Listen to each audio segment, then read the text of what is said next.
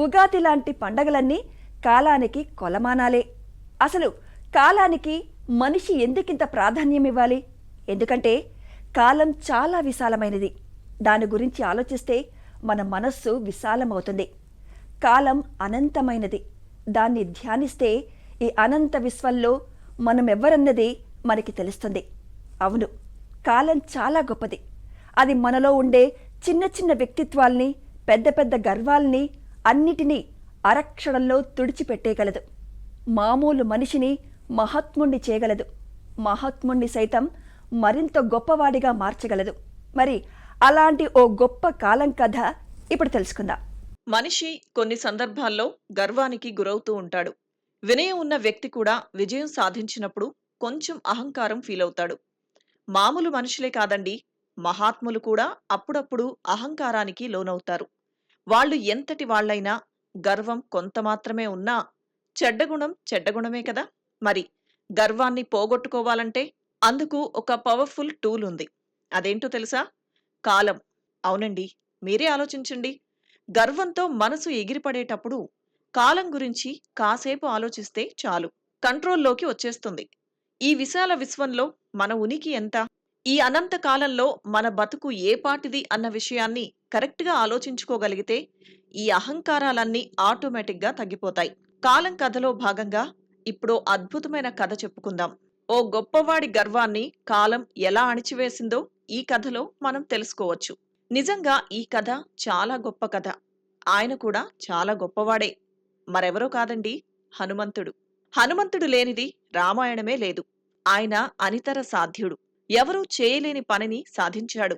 అంత సముద్రాన్ని లంఘించి లంకకి వెళ్ళాడు. సీతని కనిపెట్టాడు. రావణుణ్ణి హెచ్చరించాడు. లంకని తగలబెట్టాడు. సూక్ష్మ రూపంలో సీతమ్మని కలుసుకొని చూడామణి తీసుకున్నాడు. ఇచ్చిన పనిలో సక్సెస్ అయ్యాడు. అలాంటిలాంటి విజయం కాదది. సక్సెస్ సాధించిన సంతోషంలో సముద్రం మీద ఎగురుతూ తిరుగు ప్రయాణం మొదలుపెట్టాడు. అదిగో అప్పుడొచ్చింది ఆయన మనసులోకి. ఏంటది? అదేనండి, గర్వం. హఠాత్తుగా హనుమంతుడికి చాలా గర్వం కలిగిందట. తనని తనే పొగుడుకున్నాడట.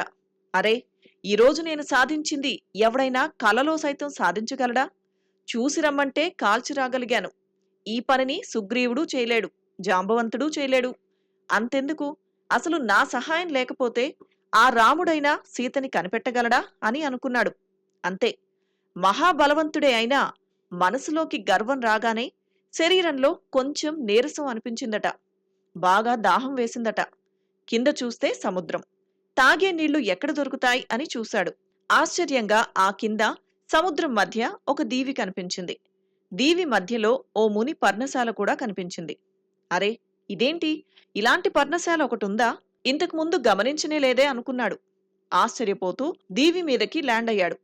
పర్ణశాలలోకి వెళ్లి చూశాడు. అక్కడ వస్తువులేం లేవు. కొన్ని బిందెలు మాత్రం ఉన్నాయి. కొన్ని ఖాళీ బిందెలు, కొన్నేమో నీళ్లున్న బిందెలు. అక్కడే ఒక ముని ధ్యానంలో ఉన్నాడు. హనుమంతుడు వచ్చిన అలికిడికి ఆయన కళ్ళు తెరిచాడు. స్వామి, ప్రయాణం మధ్యలో ఉన్నాను, చాలా దాహంగా ఉంది, కొంచెం మంచినీళ్లు తాగొచ్చా అని అడిగాడు హనుమంతుడు.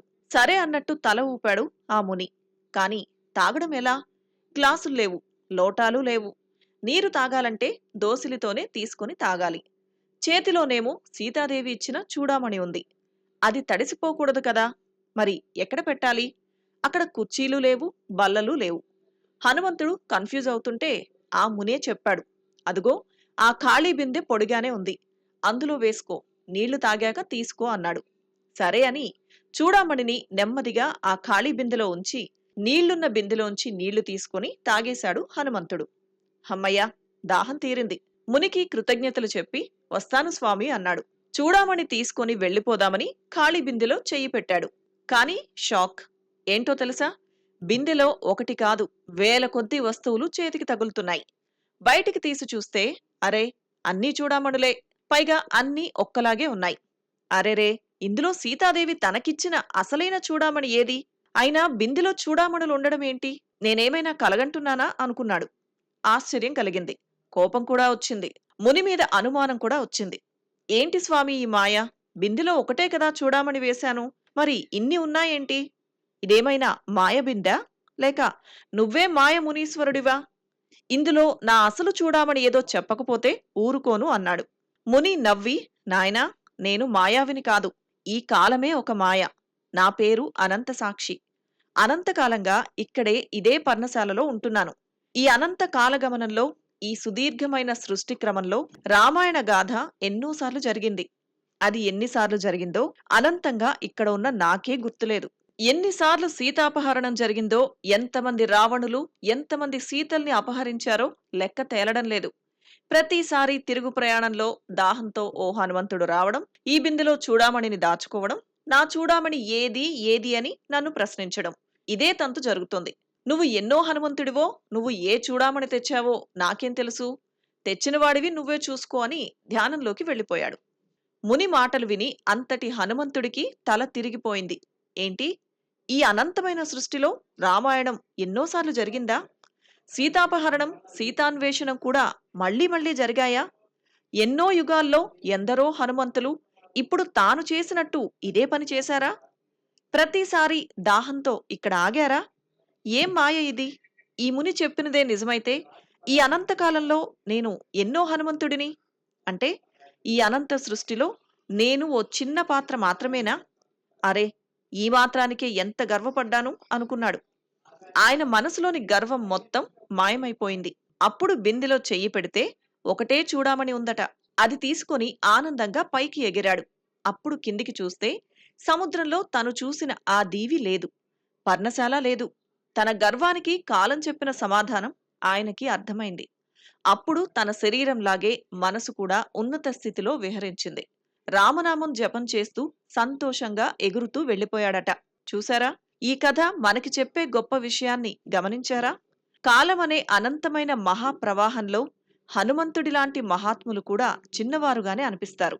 మరి జీవితంలో చిన్న చిన్న విషయాలకి గర్వపడిపోయే మనం ఈ అనంతకాలంలో ఎంత చిన్నవాళ్లం?